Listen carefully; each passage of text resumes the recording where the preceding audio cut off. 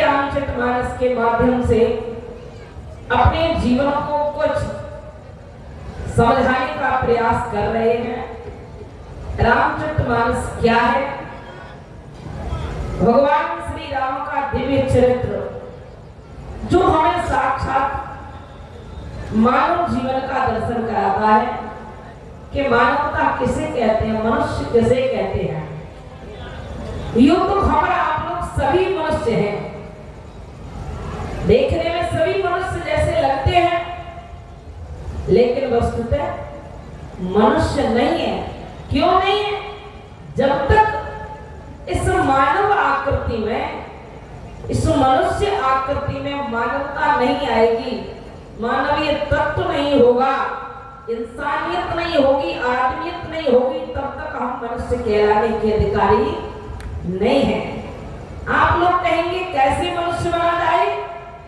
तो मनुष्य का जो धर्म है, जो कर्म है, वो क्या होना चाहिए? ये भगवान स्वयं इस धरातल पर, धरती पर आकर के समझाने का प्रयास करते हैं आपको। अपने चरित्र के द्वारा।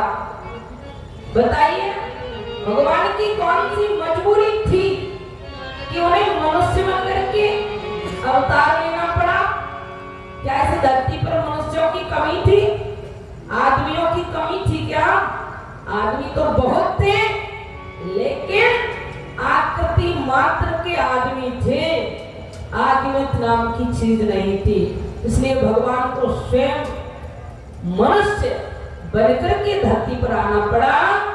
तो गोस्वामी जी लिख रहे हैं कि भगवान कर क्या रहे हैं, भगवान श्री राम कौन है और क्या कर रहे हैं। ब्रह्म राम सुखला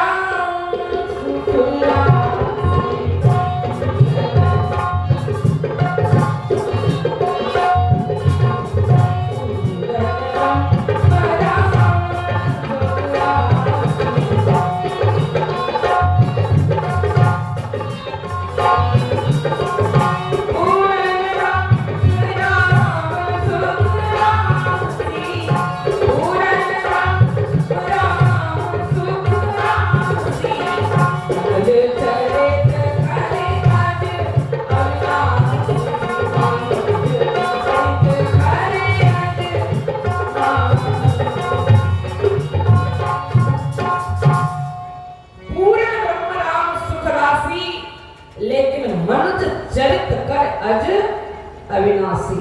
बताइए भगवान स्वयं आकर के मानवता का पाठ पढ़ाए हमको और आपको, उसके बाद भी अगर हम मनुष्य नहीं बन पाए तो फिर हमसे बड़ा मूर्ख कौन हो सकता है? इंसान किसे कहते हैं, मनुष्य किसे कहते हैं? भगवान स्वयं करके बताते हैं। भाई भाई का कैसा प्रेम हो, पति पत्नी का कैसा प्रेम होना चाहिए, परस्पर एक दूसरे के लिए कैसा सम्मान हो, अपने से बड़ों का सम्मान कैसे करें,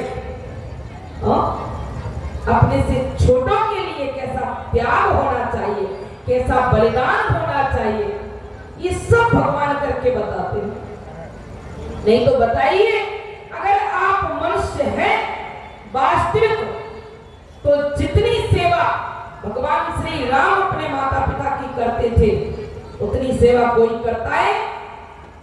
हाथ ऊपर करें, कौन करता है इतनी सेवा?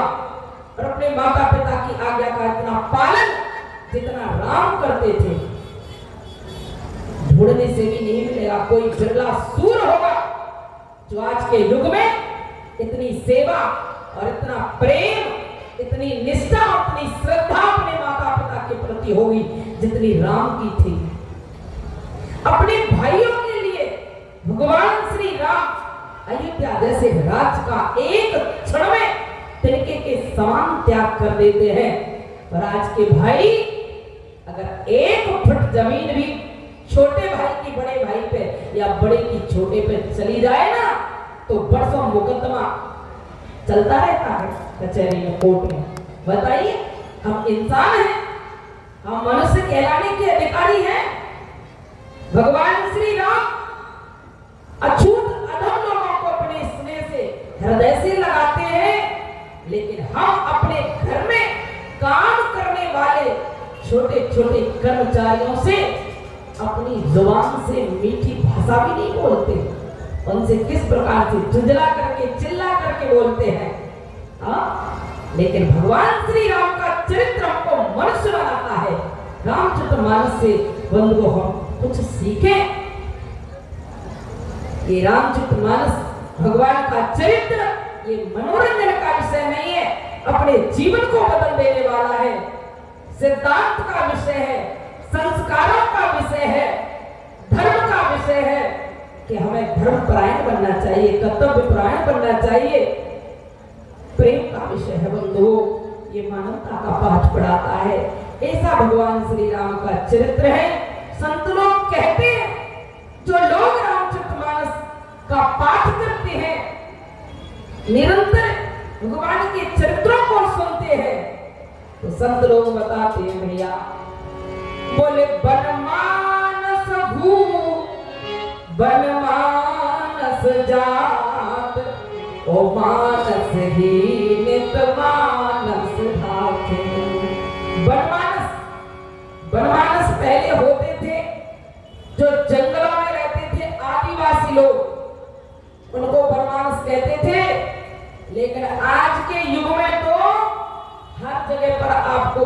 बनमानस मिल जाएंगे। भाई बनमानस किसे कहते हैं? जिनको जीने का ढंग नहीं है, रहने का ढंग नहीं है, बैठने का ढंग नहीं है, खाने पीने का ढंग नहीं है, बोल चाल का ढंग नहीं है, पहनने ओढ़ने का ढंग नहीं, वही तो बनमानस है। लेकिन उनको भी संत लोग बताते हैं, बोले बनमानस हूँ, बनमानस जात, ओ मानस हीन तो मानस राखे।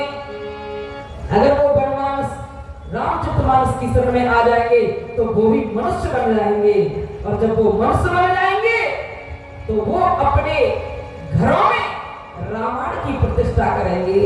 बोले मानस हीन तो मानस राखे, और फीकी लगे कविता तिन और की, भैया जो तुलसी की माधुरी चाहे। सत्य की बात कहूं तुमसे, यह राम गुलाम असत्य न भाखे। एक दिना मिल जाएंगे राम, या मानस में जो लगी रहे आंखें, मानस में जो लगी रहे आंखें। बंधुओं, आज के इस घोर कलिकाल के प्रवेश में, ऐसे दूषित वातावरण में यदि हमें सुकून और शांति कहीं मिल सकती है तो केवल और केवल रामचरितमानस की शरण में भगवान श्री राम के चरित्र को गायन और श्रवण करके ही मिल सकती है। अन्यथा नहीं तो इस घोर कलयुग में कहीं भी चले जाइए, सुकून और शांति मिलने वाली नहीं है।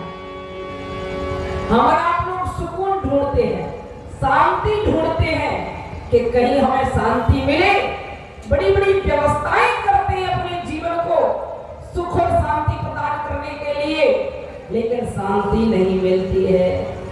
केवल शांति कहाँ है?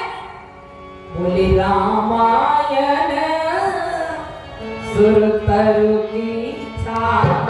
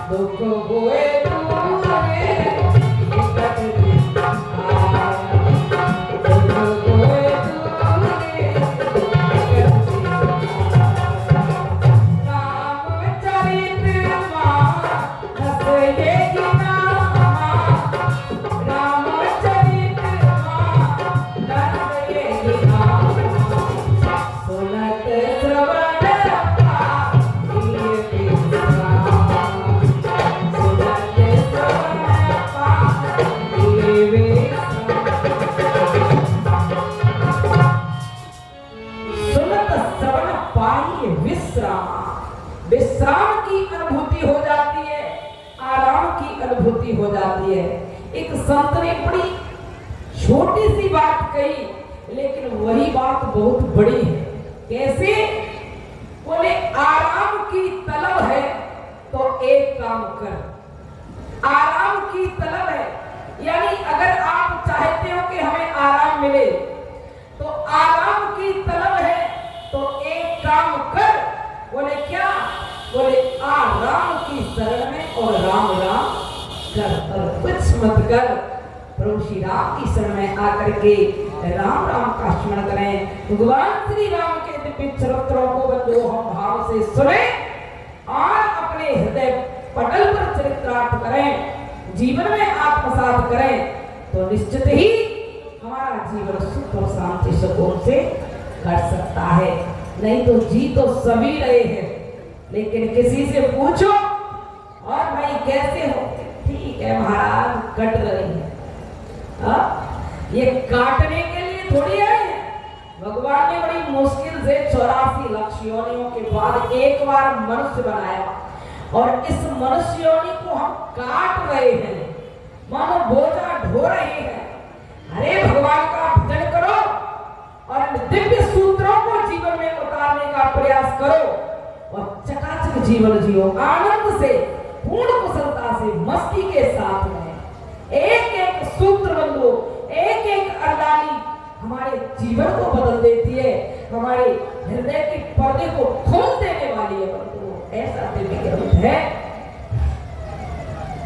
कलिकाल में संत लोग बताते हैं मानस के लिए, बोले कर कुल कमल दिनेश श्री गोसाई जू की, कल देन हारी कल कविता कमाल की, और बिकल बिहाल जन पहुंच के निहाल भये, गली नहीं डाल या कराल कलिकाल की। क्या है इसमें ऐसा? बोले वेदन को ज्ञान है, प्रमाण है पुराण को, और ग्रंथ में राजे से राजे नाम नाम माल की, ठोक ठोक ताल के दे कूदे अभिमानी, किंतु काऊ ने न पाई था तुलसी के ताल की, काऊ ने न पाई था तुलसी के ताल की। ये ऐसा अगाध और गहरा ग्रंथ है बंधुओं, ऐसा दिव्य रामचरितमानस है, मानस सरोवर का इसको बंधु उपाधि मिली है।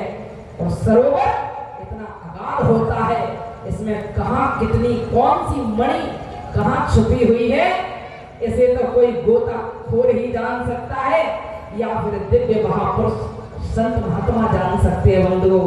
हम और आप लोग तो केवल और केवल कुछ समझने का प्रयास कर रहे हैं कि अगर भगवान ने हमको मनुष्य बनाया है तो मनुष्य आकृति दी है तो केवल आदमी ही बन जाए।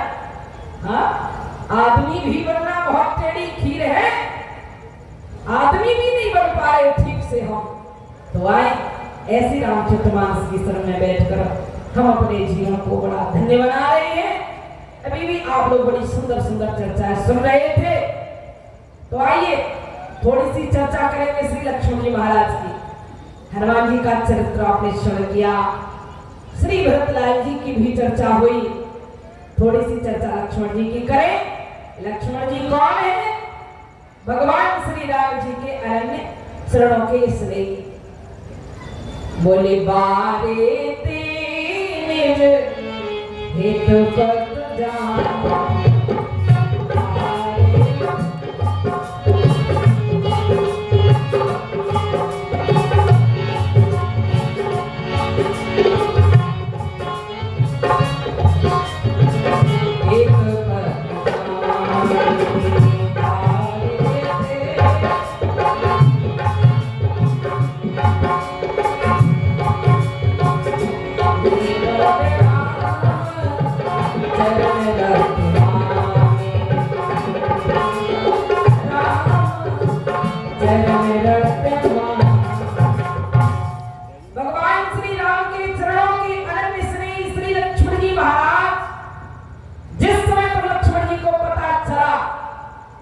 राम को 14 वर्ष का वनवास दिया जा रहा है। ये भाई भाई का प्रेम देखना बंद हो, आपको दर्शन करने को मिलेगा। अगर वास्तव में भाई भाई का स्नेह हो तो आप रामचरितमानस से देखें। गोस्वामी जी कह रहे हैं जिस समय लक्ष्मण जी को पता चला कि राम को 14 वर्ष के लिए वन भेजा जा रहा है, किसी ने सूचना दे दी। गोस्वामी जी बता समाचार जब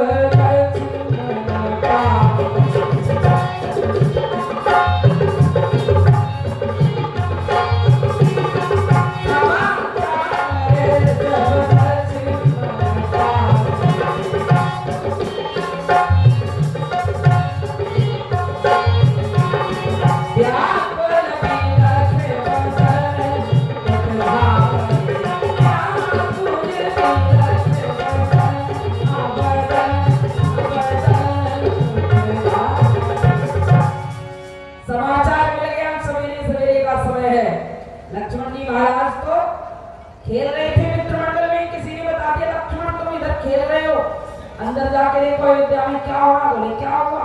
14 वर्ष का वनवास राम को दिया जा रहा है। धन्य है लक्ष्मण जी महाराज। व्याकुल बिलखी बदन उठाए दौड़ते हुए गए, भगवान श्री राम जी के चरणों में जाकर के प्रणाम कर दिया, दंडवत कर दिया, और मुख मलिन है, घबराए हुए हैं। राम जी ने देखा लक्ष्मण की ओर, लक्ष्मण क्या बात है, क्या सूचना मिल गई तुमको? लेकिन लक्ष्मण वाली मन क्या सोच रहे हैं? मुझे सूचना भी मिल गई। मुझे ये समझ में नहीं आ रहा कि अगर मैं आग्रह करता हूं भगवान श्री राम से कि मुझे साथ में जाना है तो न जाने क्या निर्णय लेंगे मेरी सरकार।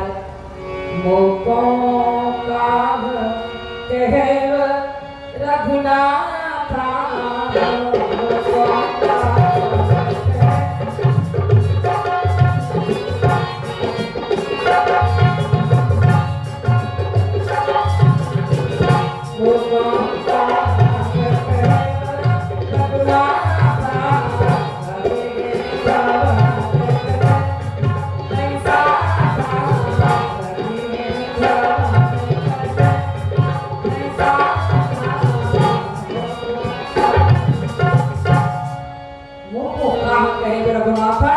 रखिए भवन के ले हैं साथ। मुझे समझ में नहीं आ रहा सरकार मुझे साथ में लेंगे भी या नहीं।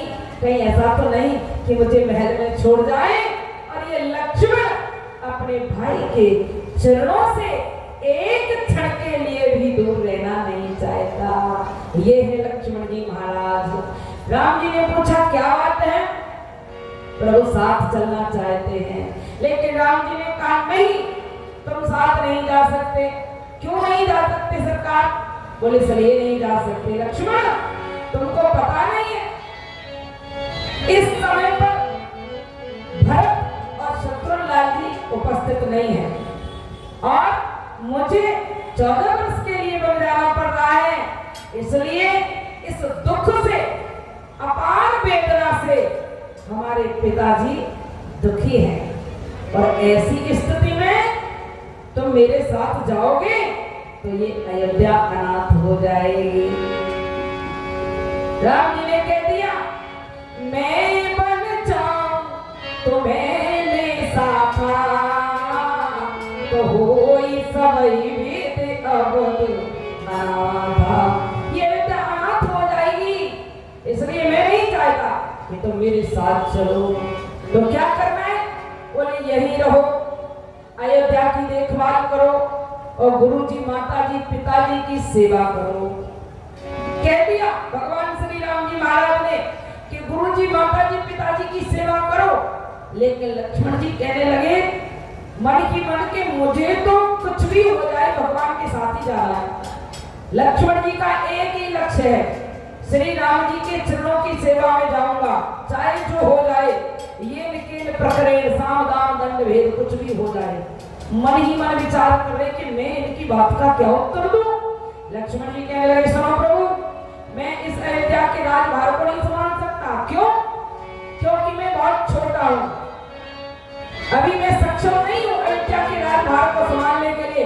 राम जी कहने लगे लक्ष्मण कैसी बातें करते हो, तुम छोटे हो, हमारे साथ कल ही तुम्हारा विवाह होके आया है, तुम पूर्ण रूप से सक्षम हो। लक्ष्मण जी कहने लगे सुनो प्रभु, विवाह हुआ तो ठीक है, लेकिन फिर भी मैं छोटा बालक हूं। क्यों बालक क्यों? बोले जिस समय पर हमारा विवाह हुआ था तो विवाह आपका हो रहा था, हमारा तो अनायास हो गया आपके साथ में। लेकिन जब आपने धनुर्भंग किया विदेराज की सभा में तो उस समय परशुराम जी आए और वो फरसा लेकर के मेरी ओर दौड़े तो आपने कहा था, बोले नाथ करो बालक पर छोहू और दूध सूद बालक हूं, बालक, आपने मुझे बालक बना दिया। मेरा विवाह हो गया था, मैं समझा मैं बड़ा हो गया, लेकिन जिस समय आपने बालक कहा मुझसे और वो भी इतना छोटा बालक, बोले दूध सूद मुख करेगा को दुधमुआ बालक बना दिया। अब इतने छोटे बालक के सिर पर इतना बड़ा राज्यभार मैं नहीं संभाल सकता प्रभु। भगवान कहने लगे ये चतुरता चल रहा है मेरे साथ में, चालाकी कर रहा है, बहुत चालाक बनता है ना।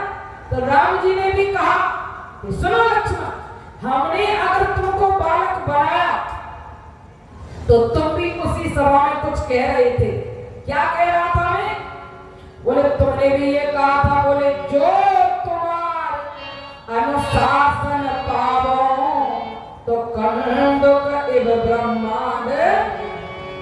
उठाओ, मैं गेंद के समान ब्रह्मांड को उठा लूं, प्रभु आप आज्ञा दो। तो लक्ष्मण जब आप इस ब्रह्मांड को गेंद की समान उठा रहे थे तब तुम बड़े थे। तो ये राजभाग अयोध्या का इस ब्रह्मांड से तो हल्का ही है। लक्ष्मण जी मन ही मन मुस्कुराए कि ब्रह्मांड उठाने का तो हमारा स्वभाव है, क्योंकि शेष अवतार है और ये पूरा ब्रह्मांड के श्री सिर पर ही तो रखा है। तो मन ही मन मुस्कुराए कि ब्रह्मांड हम उठा सकते हैं, एक बात। और दूसरी बात, लक्ष्मण जी ने दिमाग दौड़ाया, बोले ये तो हमने कहा था, लेकिन अब मैं क्या कहूं। लक्ष्मण जी कहने लगे प्रभु आप एक बात भूल गए। बोले क्या भूल गया। बोले प्रभु ब्रह्मांड उठाने की बात हम पहले कह रहे थे, लेकिन बालक आपने बाद में बनाया। परशुराम जी बादल में तो आए थे धनुष टूटने के बाद, तो बालक आपने बाद में बनाया। तो प्रभु पहले हम उठा सकते थे, लेकिन जब से बालक बने तब से कुछ नहीं कर सकते, एक बात। दूसरा भाग, लक्ष्मण जी कहते प्रभु सुनो, जिस समय हम इस ब्रह्मांड को गेंद के समान उठा रहे थे उस समय आप हमारे साथ थे, आपका आशीर्वाद हमारे साथ था, आपके सानिध्य में थे हम। लेकिन अब इस अयोध्या के राजभार को छोड़कर आप हमारा साथ छोड़कर जा रहे हैं, तो ये लक्ष्मण कुछ नहीं कर सकता। प्रभु तेरी सत्ता के बिना हे मुद मंगल मूल, पत्ता तक हिलता नहीं, खिले न कोई फूल। प्रभु मैं आपके बिना कुछ नहीं कर सकता था, क्योंकि आपके चरणों के आशीर्वाद से मैं सब कुछ कर सकता हूँ। और जिस समय लक्ष्मण को आप छोड़कर जाओगे तो मैं कुछ नहीं कर सकता। अब राम जी ने कहा अच्छा, इसका मतलब यह है कि तुम अयोध्या का राजभार नहीं संभालोगे। लक्ष्मण जी ने कहा बिल्कुल नहीं। तो राम जी ने दूसरी स्कीम सोची। अच्छा एक काम करो, राजभार छोड़ो, एक काम करोगे। बोले क्या, सेवा कर सकते हो। लक्ष्मण जी ने विचार किया आप सेवा के लिए ये मुझे साथ में जरूर ले जाएंगे। लक्ष्मण जी ने तुरंत कह दिया सेवा चाहे जितनी कराओ प्रभु, जितना चाहो उतनी सेवा कर सकता हूं। तो कहने लगे भगवान श्री राम तो सेवा ही करो। किसकी। बोले अस जी जाने सुनो सेवा,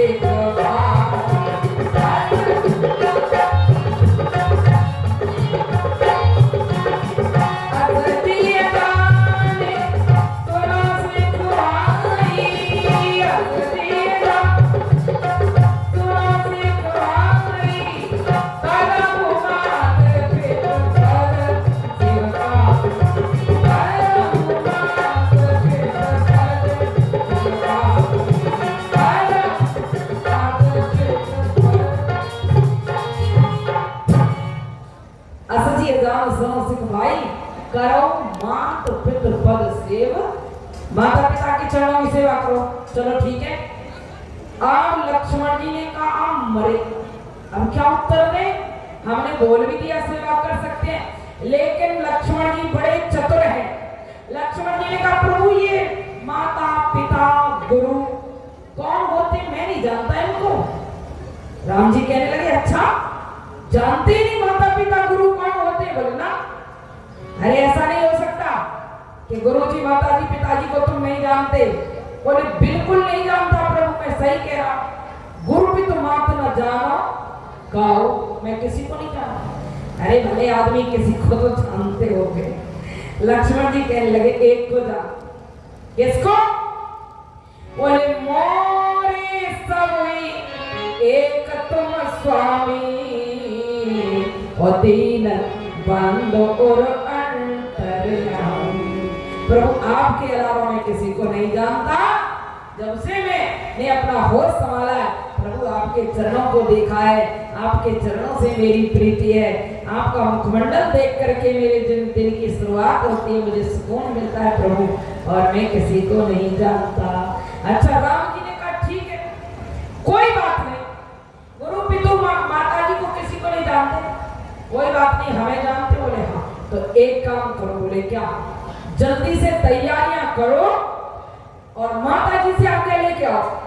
लक्ष्मण जी से जैसे ही कहा कि माता से आज्ञा लेने जाओ, लक्ष्मण जी दौड़े दौड़े गए, सुमित्रा माता के कक्ष में में पहुंचे आज्ञा लेने के लिए। और जैसे ही सुमित्रा जी के कक्ष की ओर गए, राम जी जानकी जी की ओर देख करके मुस्कुराए, बोले देखो देखो जानकी जी अभी क्या कह रहे थे कि गुरु भी तो बात न जानो पाओ, और अब जैसे ही मैंने कहा कि माता जी से आगे लेके आओ तो कितनी जल्दी भाग के गए। इसका मतलब ये है कि माता जी को जानते हैं, ये झूठ बोल रहे हैं और धीरे धीरे सबको जान जाएंगे बंधुओं। लेकिन जानकी जी कहने लगी प्रभु लक्ष्मण जी को आप कम मत आना, अभी लौट करके आएंगे, आपकी इतना अच्छा उत्तर मिलेगा कि आप चुपचाप रह जाओगे। अच्छा बोले हाँ। लक्ष्मण जी गए जरूर है मैया सुमित्रा जी के कक्ष में, लेकिन लक्ष्मण जी का जाना देखे बंधुओं, लक्ष्मण जी कैसे जा रहे हैं। जागी जनन पगना देव माता, जागी जनन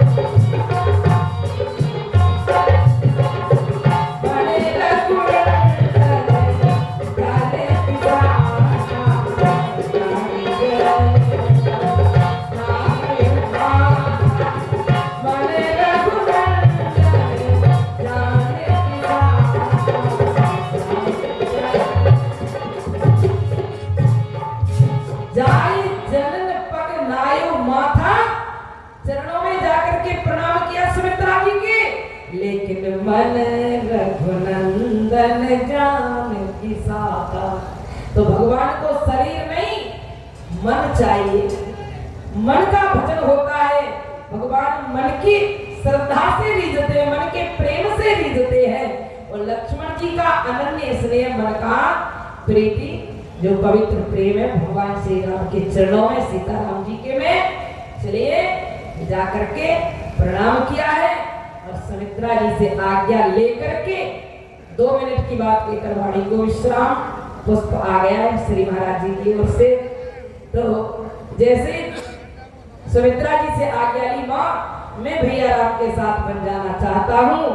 भैया सुमित्रा जी ने एक क्षण भी नहीं लगाया, एक पल भी नहीं लगाया।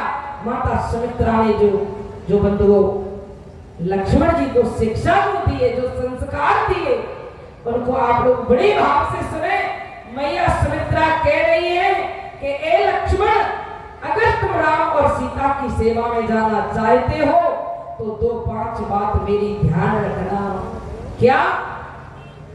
तो आज कहने लगी मैया सुमित्रा, बोले जाना चाहते हो श्री राम जानकी के संग, जाना तो परंतु मेरे दूध को लगाना मत, और सोना तो सुला के किंतु जाग जाना पहले ही, दोनों को खिलाए बिना किनका भी खाना मत।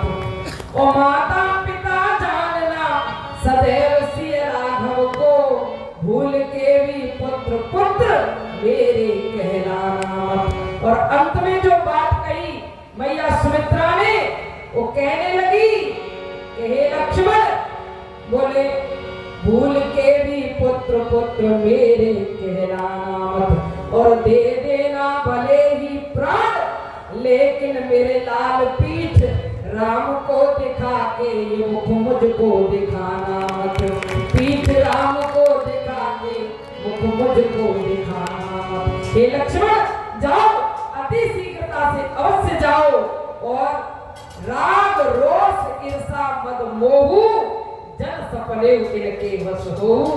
वे पुत्र लक्ष्मण, राग रोष ईर्षा मद मोह मत्स्य अभिमान, ये स्वप्न में भी तुम्हें नहीं आनी चाहिए। और आज मैं तुम्हारे जैसा बेटा पाकर धन्य हो गई। भूर भाग भाजन भयो, मोहि समेत बलि जाऊं, जो तुम्हारे मन चांचल दीन राम पद पाऊं। आज मैं धन्य हो गई। पूज्य पाद गोस्वामी तुलसीदास जी महाराज इस दिव्य चरित्र को देख करके रामचरितमानस में एक पावन अर्दाली अंकित करने लगे।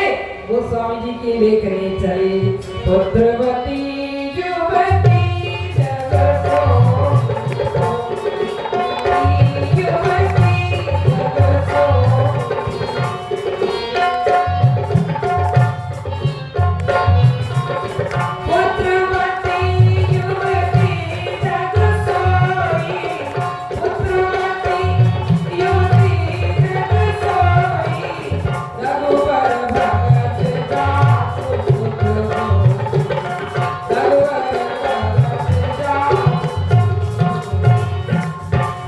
सीमा। अरे ये तो चरित्र भगवान का अगाध है बंधुओं। महीनों परसों चलता रहे तब भी तृप्ति नहीं होती, ना बोलने वाले को ना सुनने वाले को। तो आए कहने का तात्पर्य है कि रामचरितमानस का एक सूत्र भी अगर हम अपने जीवन में चरितार्थ करें तो जीवन बदल सकता है और हम अपने जीवन को पूरी कुशलता से, पूरे सुख और शांति के साथ, सुकून के साथ जीवन व्यतीत कर सकते हैं। ऐसा दिव्य ग्रंथ रामचरितमानस है। आए दो बार हरिनाम संकीर्तन, वाणी को विश्राम। जय श्री राम, जय जय श्री राम।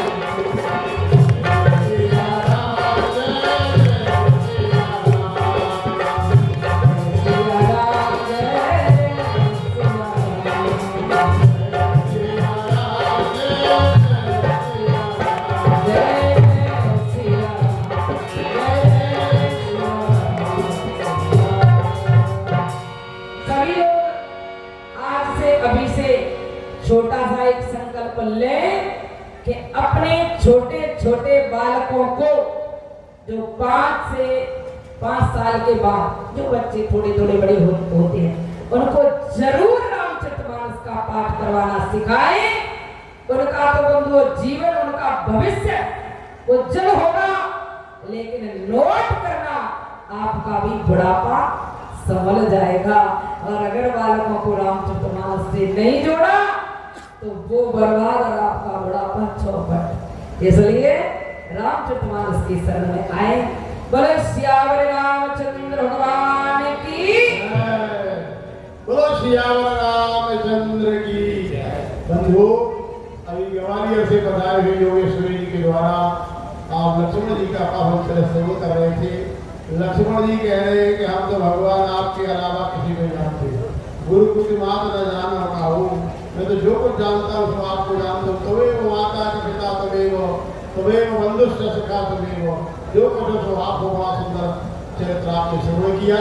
हमारे बीच में हमारी मानसनी मणि नीलम गायत्री जी विराजमान है।